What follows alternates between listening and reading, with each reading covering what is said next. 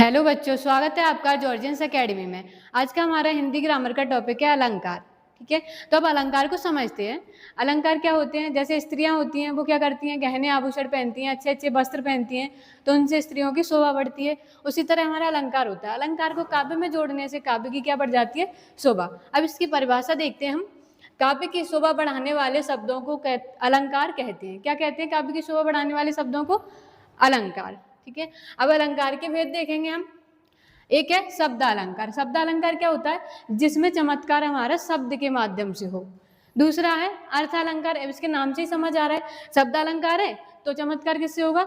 शब्द से। और अर्थ अलंकार है तो चमत्कार किससे होगा? अर्थ से।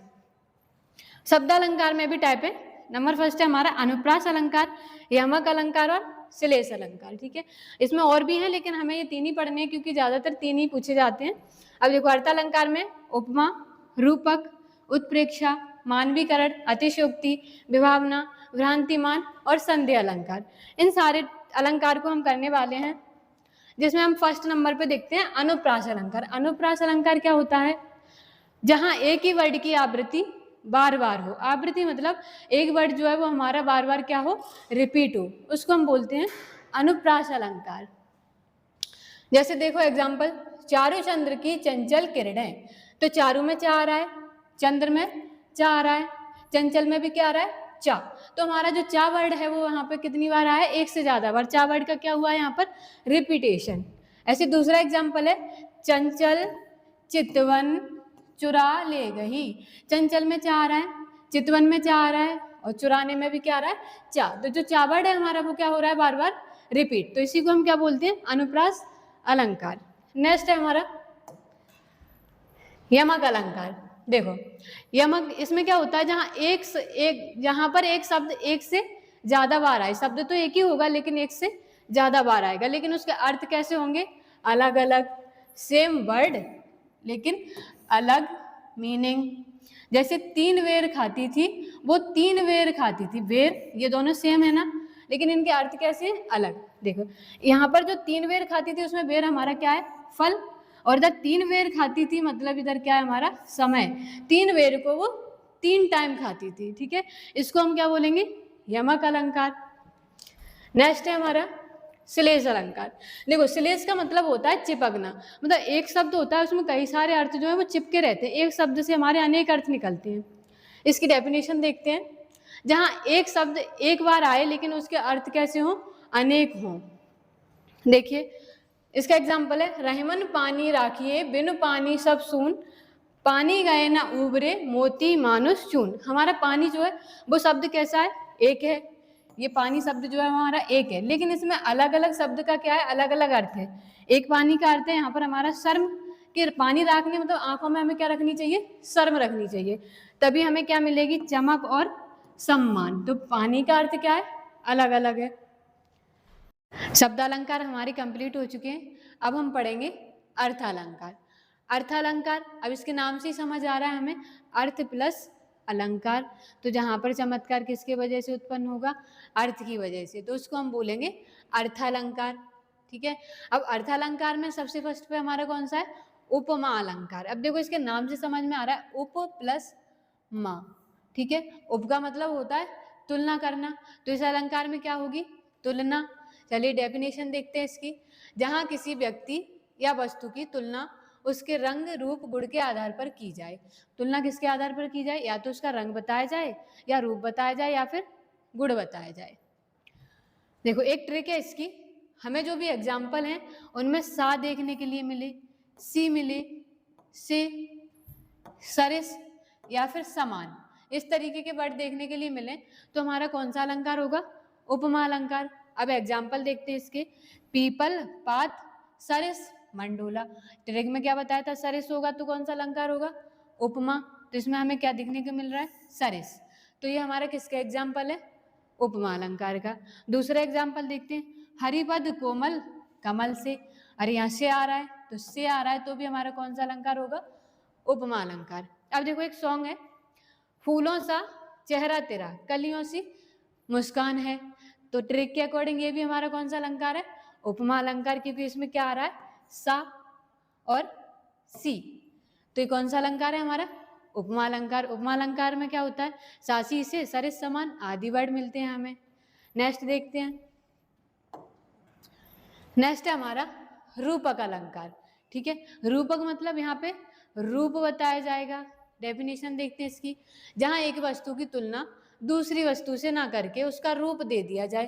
तो यहाँ पे कंपैरिजन नहीं होता, यहाँ क्या करते हैं, सीधे उसको उसका रूप दे दिया जाता है, तो उसको हम बोलते हैं रूपक अलंकार। अब इसकी एक ट्रिक है, इसमें हमारे जो एग्जाम्पल होते हैं उसके बीच में हमें योजक चिन्ह देखने के लिए मिलता है। ठीक है, तो एग्जाम्पल देखते हैं इसके। मैया मैं तो चंद्र खिलौना ले हूँ, तो चंद्र खिलौना मतलब चंद्रमा ही चाहिए। कौन सा खिलौना चाहिए, चंद्रमा ही। अगर हम बोलते हैं यहाँ पे कि चंद्रमा के जैसा खिलौना, तो हो जाता हमारा उपमा, क्योंकि क्या हो रही है, तुलना, और हमें वही चाहिए तो हो गया हमारा रूपक। ठीक है, एक और एग्जाम्पल देखते हैं। तुम चंद्रमुखी हो, मतलब चंद्रमुखी मतलब तुम्हारा जो मुख है वो चंद्रमा ही है। ठीक है, तो ये कौन सा हो जाएगा हमारा रूपक। अगर चंद्रमा के जैसा बोला जाए तो उपमा, और चंद्रमा ही तो रूपक। इनमें कंफ्यूजन हो जाता है कि उधर उपमा में तुलना होती है और इधर उसको वही मान लिया जाता है। देखो एक सॉन्ग है इसका, तुम ही हो। ठीक है, तुम्हारे जैसी नहीं, क्या हो गया, तुम ही हो, तो ये भी हमारा कौन सा हो जाएगा, रूपक अलंकार। नेक्स्ट देखते हैं, नेक्स्ट है हमारा उत्प्रेक्षा अलंकार। इसमें क्या होता है, जहां एक वस्तु में दूसरी वस्तु की संभावना या फिर कल्पना की जाए, तो वो कौन सा अलंकार होता है हमारा, उत्प्रेक्षा अलंकार। देखते हैं इसको, इसकी ट्रिक है, देखो यहाँ पे हमें मनु, मानो, जनु, जानो, जनो, ज्यों, इस टाइप के वर्ड अगर देखने को मिलते हैं तो वो हमारा कौन सा अलंकार होता है, उत्प्रेक्षा अलंकार। चलिए इसके एग्जाम्पल देखते हैं। नेत्र मानो कमल हैं, अब देखो इसमें क्या आ रहा है हमारा, मानो, तो कौन सा अलंकार हो जाएगा, उत्प्रेक्षा अलंकार। एक और एग्जाम्पल देखते हैं इसका, मुख मनु लसे मयंक, हमारा क्या आ गया इसमें, मनु, तो ये भी कौन सा अलंकार हो जाएगा हमारा, उत्प्रेक्षा अलंकार।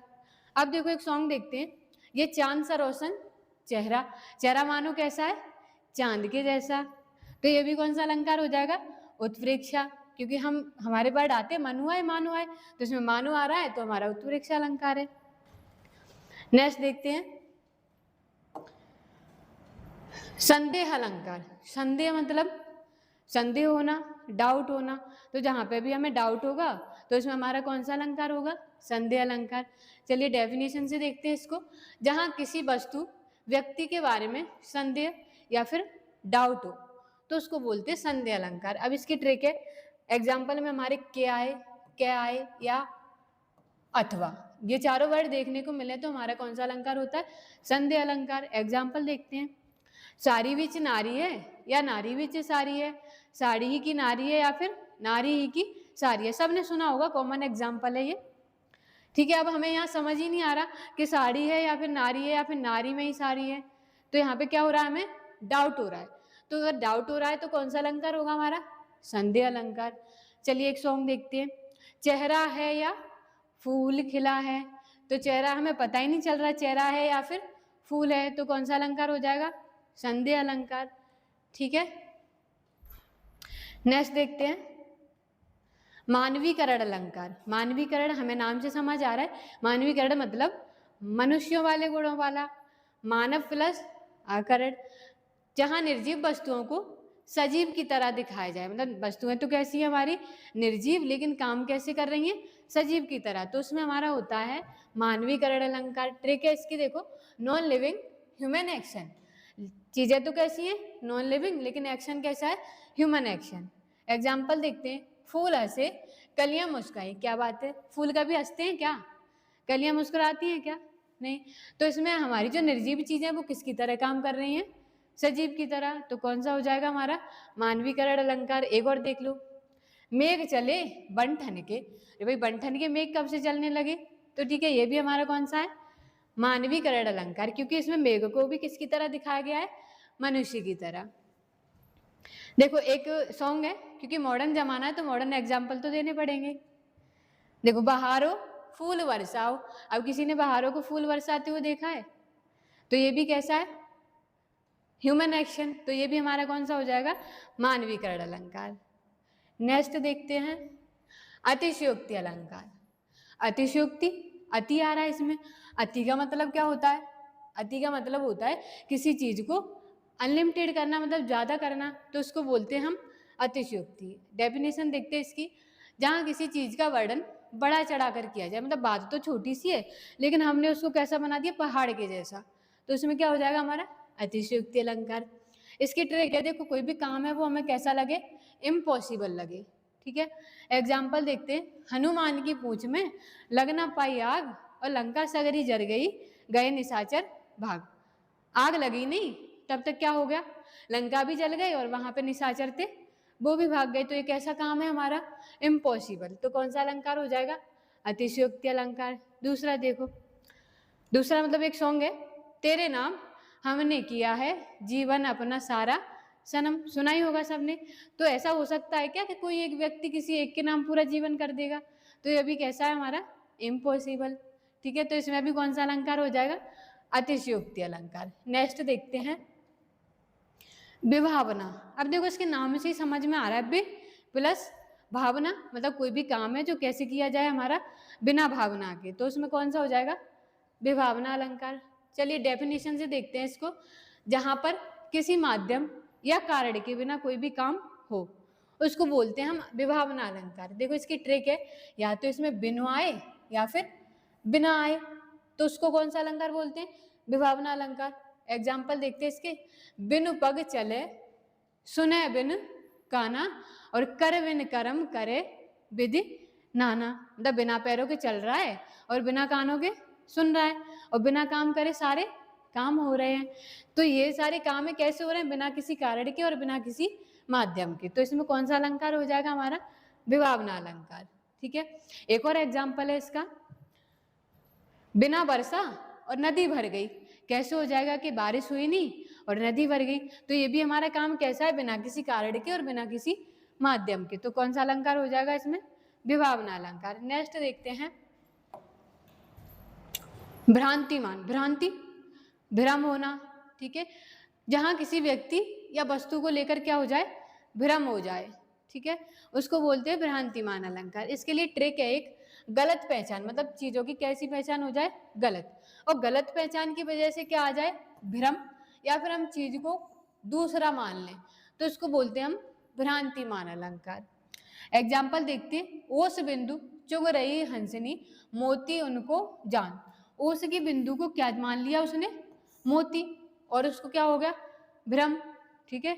तो ओस की बिंदु को क्या मान के चुग रही थी वो, मोती, तो इधर गलत पहचान की वजह से क्या हो गया, भ्रम। तो इसमें कौन सा अलंकार हो जाएगा हमारा, भ्रांतिमान अलंकार। एक ये वाला एग्जाम्पल जो रस्सी को सांप मान लेना, सबने सुना होगा, तो इधर भी क्या हो रहा है हमारा, गलत पहचान, मतलब रस्सी को क्या मान लिया, सांप, तो इसमें भी कौन सा अलंकार हो जाएगा, भ्रांतिमान अलंकार, ठीक है। ऐसे हमने शब्दालंकार और अर्थालंकार को कंप्लीट कर लिया है। ऐसी ही और इन्फॉर्मेटिव वीडियो देखने के लिए मेरे वीडियो को लाइक करें और चैनल को सब्सक्राइब करना ना भूलें। आज के लिए इतना ही, तब तक के लिए जय हिंद, जय भारत।